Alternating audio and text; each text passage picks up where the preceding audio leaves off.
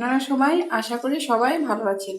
আজ আমি হাজির হয়েছি আপনাদের সামনে নতুন একটি মজার রেসিপি নিয়ে, আর সেটা হলো চিংড়ি মাছের মালাইকারি, যেটা মুখে লেগে থাকার মতো স্বাদ, একেবারে নতুন স্বাদে।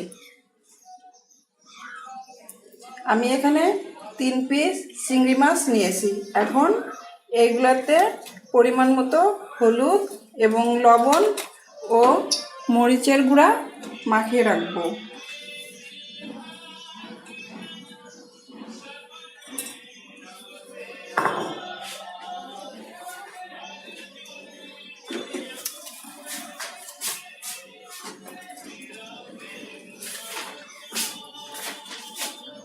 প্রথমে আমি বলে নেই মালাইকারি রান্না করতে কি কি লাগবে।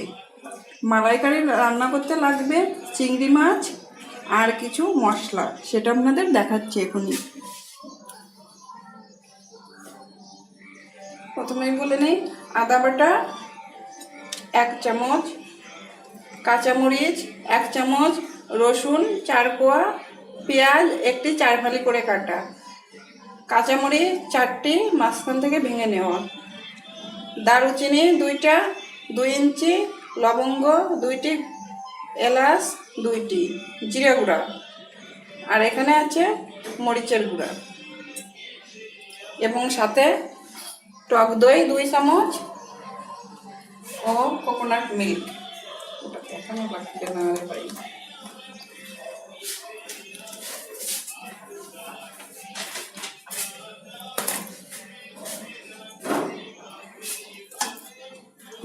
কড়াইতে আমি তেল গরম করতে দিয়েছি।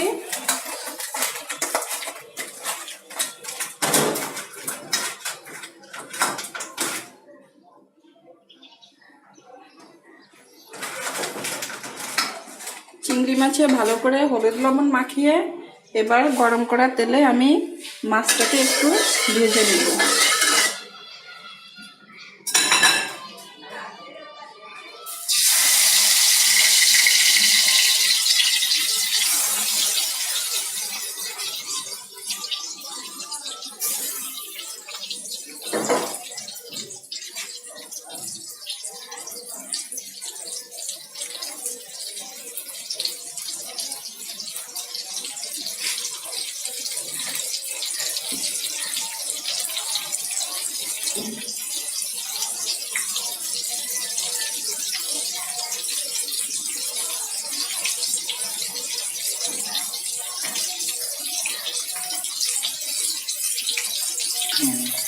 দেখুন মাছগুলো ভাজা হয়ে গিয়েছে, এখন মাছগুলোকে নামিয়ে নিব।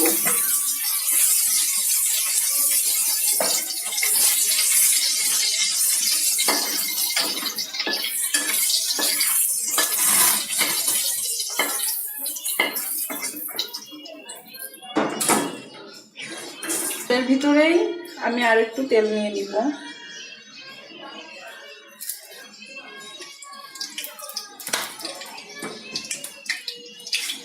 এখন ওর ভিতরে একে একে মালাইকারি রান্না করা মশলাগুলো দিয়ে দেব।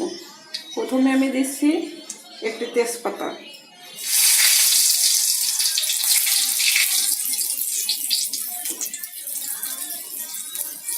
পরে আদা বাটা, মরিচ বাটা, কাঁচামরিচ, পেঁয়াজ, রসুনের টুকরা, জিরের গুঁড়া, মরিচের গুঁড়া, সমস্ত মশলা দিয়ে দিলাম,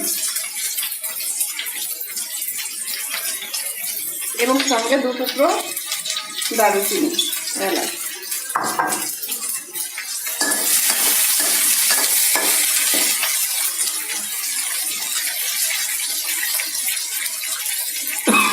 ওই 1 চামচ টক দই।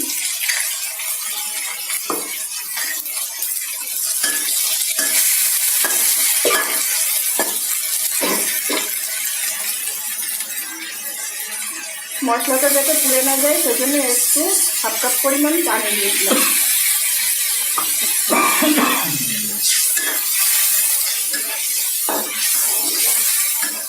উপরে তেল উঠে আসা পর্যন্ত নাড়তে থাকবো।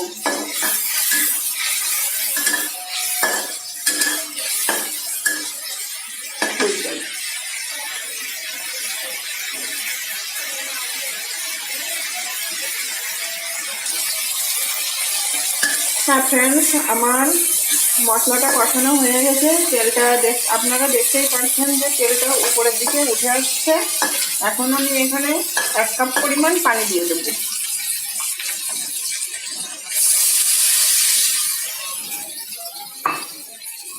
এবার মাছগুলোকে ওর ভিতরে একে একে দিয়ে দেব।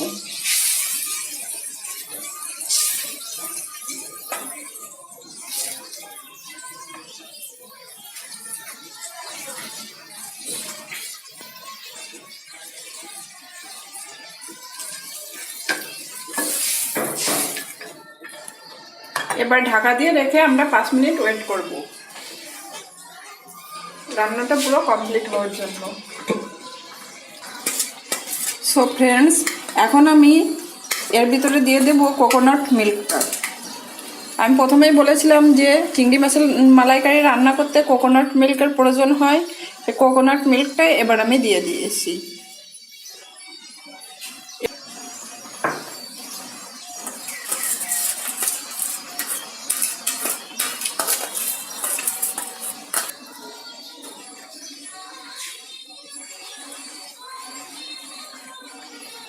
দু মিনিট হয়ে গেছে, এখন আমি এটাকে নামিয়ে নিব।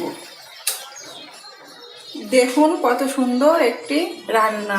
এভাবে আপনারা বাড়িতে বসে রান্না করে আপনাদের পরিবারের লোক ও বন্ধু বান্ধবদের খাওয়াতে পারেন। তো ফ্রেন্ডস, এরপর থেকে আমার চ্যানেলটি সাবস্ক্রাইব করে নেবেন, আর সেখানে পেয়ে যাবেন নতুন নতুন মজাদার রান্নার রেসিপি এবং রূপচর্চা বিষয়ক কিছু টিপস।